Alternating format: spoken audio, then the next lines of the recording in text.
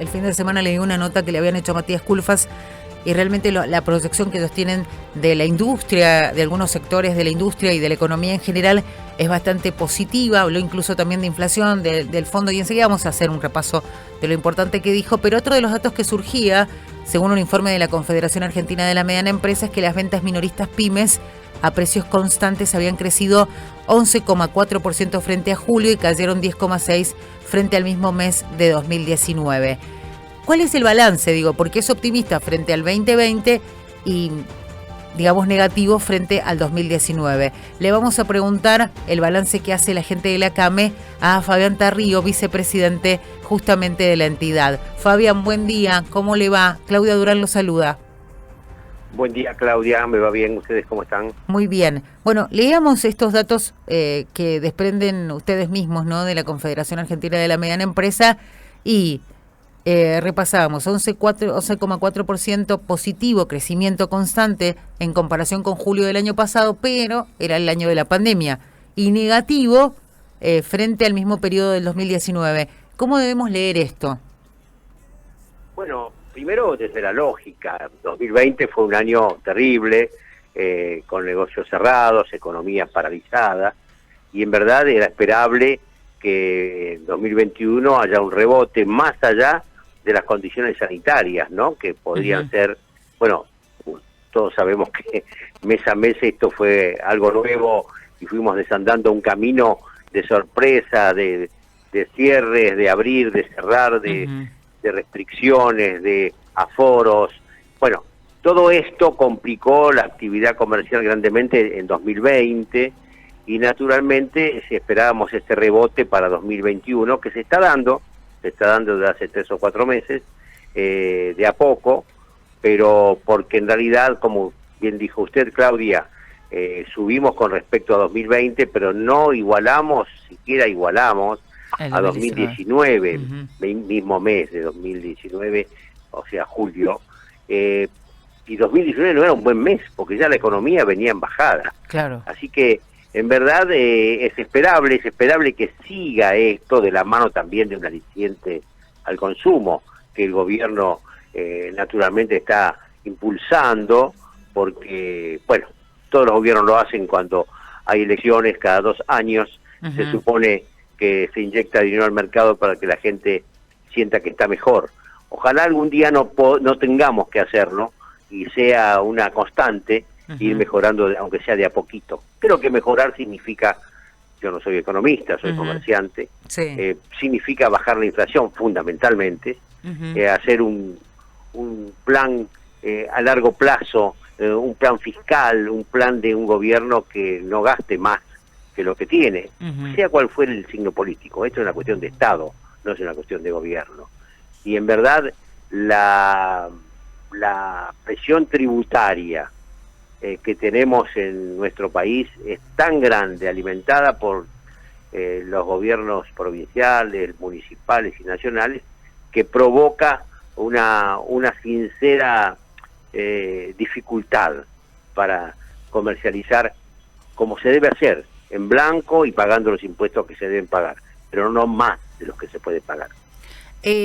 Los números para el gobierno son positivos, hablando específicamente de algunos sectores, específicamente teniendo en cuenta los datos estos de la CAME que ustedes han dado a conocer.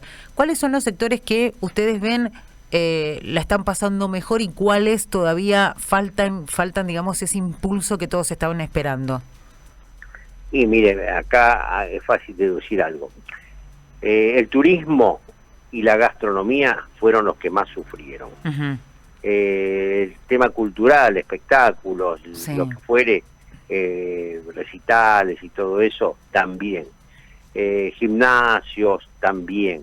Esos son los que más sufrieron y todavía siguen sufriendo las consecuencias de esta pandemia, porque son los que más limitados están en cuanto a la actividad propia de ellos se refiere. El turismo, por suerte, de la mano de algún movimiento interesante que estamos haciendo los sectores involucrados. En cambio tenemos un sector de turismo, yo pertenezco al de comercio, pero están íntimamente ligados, tanto el comercio con el turismo, como el turismo con el comercio. Afortunadamente ha habido un interesante movimiento en estas vacaciones de invierno Sí. en el país, con 13 millones de turistas, mejor dicho, 4 millones de turistas, 9 millones de excursionistas que se han movilizado en el país, porque el turismo receptivo y de exportación tampoco existe, porque está limitado por los vuelos y demás, y las fronteras, pero ha habido un movimiento interesante que empieza a darle aire un poco a aquellos que están íntimamente ligados al sector turístico. Y después se recuperan las jugueterías y librerías, en el caso del comercio.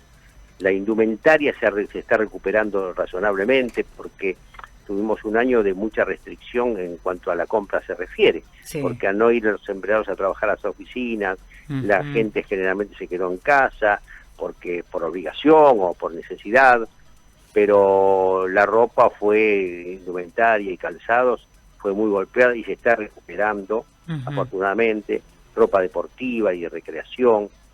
Bajaron farmacias, ferreterías, también bajó un poco porque nunca pararon, y entonces, no tienen ahora el rebote que tienen otras, ¿no? La expectativa en el comercio es que en 3 meses hacia adelante, va a seguir aumentando las ventas en comparación al año pasado. Y ojalá alcancemos definitivamente un rumbo que haga posible, de la mano de algunas medidas de fondo, que yo no tengo la capacidad de analizar, pero nuestros economistas sí lo hacen. Y bueno, es evidente que la presión tributaria es muy fuerte, que la modernización laboral es absolutamente necesaria, y no significa eso bajar salarios, significa mayor productividad, con mejor trabajo y con más sueldo, porque si ganan más las empresas, van a ganar más los empleados también. Fabián, el fin de semana había una nota del ministro de Desarrollo Productivo en el cual habló de distintos temas, pero hizo referencia al modelo económico que tiene este gobierno y hacía una comparación con el gobierno anterior. Y yo lo quiero llevar a eso, y le voy a recrear parte de la nota que decía lo siguiente, porque hacían una comparación de la cantidad de autos que se vendían en el 2017. Y él decía que de cada 100 autos que se patentaban en Argentina, 27 eran nacionales y 73 importados. En ese momento, ¿no? Haciendo la comparación con 2017. Dice, hoy en Argentina la mitad de los autos patentados son fabricados en nuestro país, con trabajo argentino. Es otro modelo. ¿Qué piensa de esto? Porque hacen referencia, en los últimos días se hablaba de esa situación, de que por ahí aquellos que están importando autos hoy no tienen mucho para ofrecer, pero el gobierno, al menos el modelo que dice Culfas que existe en la Argentina, es el de impulsar la industria nacional. ¿Ustedes creen que cumplen con esto? A ver, eso parte de un análisis más exhaustivo que excede mis facultades para hablar sobre el tema, ya que estoy muy involucrado con el comercio. Pero de todas maneras, en cambio se discuten todos los temas. También tenemos sector industrial, naturalmente, el minorista, el pyme, el sector pyme. Nosotros no representamos a la grande industria, empresas. Sí. Claro, a la industria no la representamos nosotros, para eso está la Unión Industrial Argentina. Pero en verdad, estamos atados a la productividad de una gran empresa también, porque hay muchísimas pymes que son proveedoras de esas grandes empresas. Entonces, eso es indisoluble, tiene que estar permanentemente en contacto y atados al vaivén de cada una de las empresas. Y es verdad lo que, no sé los datos exactamente, lo que dio el ministro, si son así, pero que sí es verdad que afortunadamente Argentina, desde hace muchísimos años, produce autos. Y en los últimos años está produciendo autos que se venden bien. Hay marcas que están vendiendo muy bien, que lideran la venta de autos de todas las marcas, como ser, y de distintos orígenes, sean del exterior o nacionales. Hay un auto nacional, el Cronos, tengo que dar las marcas, para que lidera largamente las ventas, porque debe ser, supongo, un producto atractivo, de buen precio, se hace acá.